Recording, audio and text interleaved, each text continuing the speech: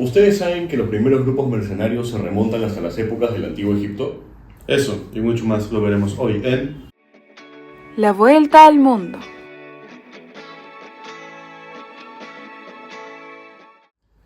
Hola, muy buenas con todos y bienvenidos a La Vuelta al Mundo. un espacio donde veremos temas de relevancia tanto nacional como internacional. Mi nombre es Gonzalo Rojas, soy estudiante del séptimo ciclo de la carrera de Relaciones Internacionales y pertenezco al grupo de proyectos del Club Concilio. Y mi nombre es Joaquín Álvarez, perteneciente al séptimo ciclo de la carrera de Relaciones Internacionales, así como del área de proyectos del Club Concilio. El día de hoy vamos a hablar de un tema súper interesante, el cual se llama ejércitos privados y la geopolítica. Bueno, mucha gente conoce este nombre no solamente como ejércitos privados, ¿no? Sino como también como grupos mercenarios. ¿Tienes alguna acotación que decirme acerca de esto? Sí, pensé que otro nombre que usaban también era fuerza paramilitar. Sí. Muchas veces utilizan el grupo Fuerza Paramilitar. Grupos mercenarios sabemos que hay bastantes, ¿no? Hay 2 o 3 que son los más conocidos a día de hoy incluso, como el grupo Wagner, por ejemplo, que es el más conocido, es un grupo ruso, el cual, hasta 2023 tenía mucha figuración en el contexto geopolítico, ¿no? Debido a que incluso amenazaron en un momento al gobierno con querer ir en contra de Putin, porque porque está invadiendo Ucrania. Eso me parece a mí un tema súper interesante también, ¿no? También me parece muy interesante que estos grupos no sean algo actual, sino que vengan desde épocas tan antiguas. Yo creo que es un punto muy interesante para poder analizar también en un futuro. O sea, claro, si bien estos grupos, bueno, ya usando mi término, paramilitares, han cambiado a lo largo de la época, del tiempo, no diré diferente, pero se nota, bueno, que vaya la propia redundancia, esa diferencia en el trato. Ya no es una forma de solucionar conflictos de una forma, pues, narrativa, ya no se habla las cosas. Ahora sencillamente se manda a la gente a disparar, a matar, a solucionar los problemas por gente, claro, también, si es que hablamos en el momento de lo que es un ejército privado, ¿no? Son grupos privados externos a lo que es el ejército de dicho país, ¿no? Muchos de ellos incluso han tenido momentos destacados, ¿no? Por ejemplo, muchas veces la ONU ha tratado de disuadir estos tipos de grupos, ¿no? Muchas veces han habido, pues, contextos dentro de lo que es Medio Oriente incluso, ¿no? Con estos grupos paramilitares, por decirlo así. África. Exactamente, en África también han habido distintos temas ahí. Pero temas de los cuales no se habla mucho debido al contexto político en el cual estamos a día de hoy, pues, ¿no? Es un poco complicado a veces mantenerlo.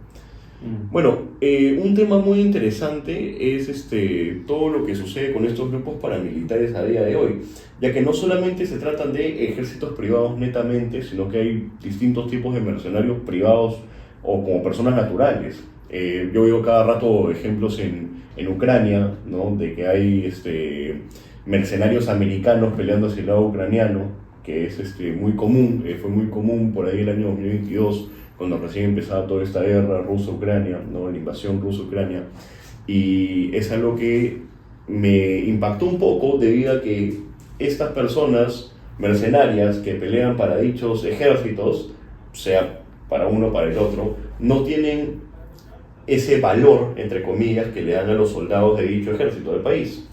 Por ejemplo, estos grupos mercenarios no tienen una protección del gobierno directamente. Como son un grupo privado, pueden decidir si empezar a ir a atacar la batalla, la guerra o cosas por el estilo, ¿verdad? O sea, si bien entiendo tu punto, especialmente por lo que mencionaste de Estados Unidos, bueno, participando en Ucrania, pero eso ya es del sector, pues claro, militar, paramilitar. Si bien por el contexto político, el cual es ya un factor muy separado, Trump tenía una tal que otra idea, porque al final del día mucha gente como que lo juzgó, lo malinterpretó, incluso podría decir que apoyó a Ucrania por un momento, pero sigue respaldando a Rusia, de que por alguna razón pensaba que era un malentendido. Bueno, pasando a casos más importantes, podemos hablar acerca de esos grupos paramilitares como el aspecto de lo que pasó en Sierra Leona, ¿no? En la década de los 90. Esto, sucede que en el momento de Sierra Leona el gobierno busca la contratación de uno de estos grupos paramilitares. ¿no? Para poder combatir contra los del Frente Revolucionario Unido del momento. Eso pasa en la década de los 90 en Sierra Leona. O casos como los de DynCorp o Blackwater también, que son dos grupos paramilitares de mercenarios muy, muy reconocidos.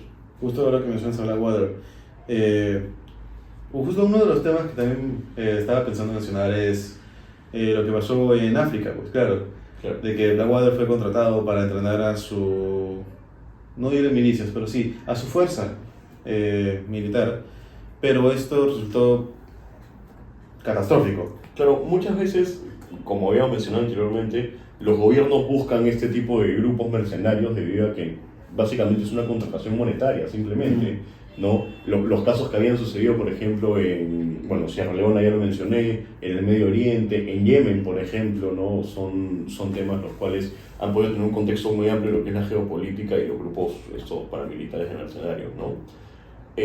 Incluso se decía en un momento que el gobierno venezolano de Maduro, de Nicolás Maduro, tenía contacto con estos grupos de mercenarios para protección, mercenarios rusos directamente. No sé si el grupo Wagner efectivamente, pero concretamente tenía mercenarios para protección. Maduro le pidió protección a los mercenarios. Claro, exactamente. Ah, yo tenía entendido que era lo opuesto, que los mercenarios o sea, claro, durante el tiempo de elecciones recientes en Venezuela, fue el grupo Blackwater, si mal no recuerdo, que amenazó a Maduro diciendo que que tome en cuenta la democracia, que claramente no ganó las elecciones, y si las ganó por voto es claramente manipulado. Claro, sí. Bueno, muchas de esas empresas, así sean privadas, ¿no? Igual buscan el interés político de dicho país al cual están queriendo ayudar, ¿no? En el momento. Se mencionaba Ucrania anteriormente, ¿no? También, junto con Rusia, el grupo Wagner se le impuso a Putin y bueno, todo ello, ¿no? No sé si tendrás algún otro punto de vista acerca de lo que son esos grupos mercenarios. O sea, si bien tengo un punto de vista, ya sea personal o que alguien de la audiencia lo comparta, es que, pues, hacen el trabajo sucio. No es sorpresa que hay ciertas leyes, normas, que si bien la ONU las impone, pues claro, no hay ni un solo gobierno en este mundo que simplemente haga públicas las cosas. No estoy confirmando ni negando ciertas alegaciones que posiblemente algunos países o personas tengan, va en su contra, pero aún así deja lugar a sospechas, como mencionamos, lo de Medio Oriente, lo de África. Hay ciertos momentos en la historia donde hay algo que se podría considerar un genocidio, pero sin responsable alguno. Y claro, eso levanta sospechas. Claro, yo creo que si lo vemos desde ese punto, ya más para el lado social, tienes que entender de igual forma que son grupos y entidades privadas. Claro, algunos actúan por la legalidad, ¿no? Si bien, había mencionado eso también anteriormente, la ONU había tratado de disuadir en cierto aspecto estos grupos paramilitares. La ONU muchas veces ha tenido que llegar a la contratación de mercenarios, ¿no? Incluso para poder ayudar en los aspectos que necesitaban en los distintos países en los cuales ellos tienen sus acciones, ¿no? Entonces, claro, podría ser un tema el cual podríamos acotar mucho más a profundidad. Espera, disculpa que te interrumpa, pero me está diciendo que el mismo quien intenta disuadirlos, es quien contrató en algún momento su ayuda. Claro. Bueno, ya casi para culminar con este tema, el cual me ha resultado muy interesante, muchas veces cuando estos grupos militares, al ser entidades privadas, no tienen un cierto control del mismo gobierno, desgraciadamente se han visto distintos tipos de abusos. Un ejemplo claro, que yo creo el cual fue el más notorio en el momento, fue el caso del grupo Wagner, este grupo paramilitar ruso del cual hemos hablado, el cual cometió ciertos abusos en África, ¿no? Como por ejemplo el saqueo de lo que eran minas, saqueo de minerías, las rondas en robos de agricultura, por ejemplo, ganadería y todo ello. Cuando mencionas saqueo de minas, ¿hablas de destrucción y saqueo o solamente saqueo de los minerales esenciales? Es destrucción y saqueo, evidentemente, porque claro, son grupos los cuales, como digo, no tienen una constancia de seguimiento en lo que hacen, son privados. Y eso me parece algo muy impactante, pues, ¿no? Porque si bien tienen momentos donde pueden surgir como ayuda, no creo que estos grupos puedan ejercer más allá de lo que es el libertinaje que les ofrece dicho país en el cual tienen que ir a apoyar. Me dejo entender. O sea, libertinaje tal cual, creo que abusan del mismo. Sí, se podría decir que sí. Eso es lo que se tiene, bueno, pues con datos asegurados, ¿no? Tampoco podemos decir que cuando la ONU los ha contratado en misiones de paz, que han sido las contrataciones más notorias que han tenido, se hayan podido cometer este tipo de abusos, ¿no? No tenemos una constancia de seguimiento de eso tampoco.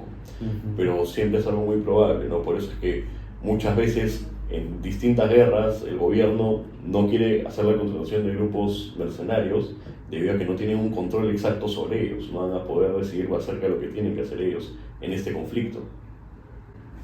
Ok, entiendo tu punto de vista. En pocas palabras me estás diciendo que contratarlos puede ser una espada de doble filo. Básicamente yo creo que podría llegar a ser una espada de doble filo la contratación de grupos mercenarios. Bueno, con esto ya hemos concluido el tema de hoy. Muchas gracias por estar sintonizados a este episodio de La Vuelta al Mundo. No olviden seguirnos en nuestras redes sociales, las cuales la van a tener en la siguiente pantalla.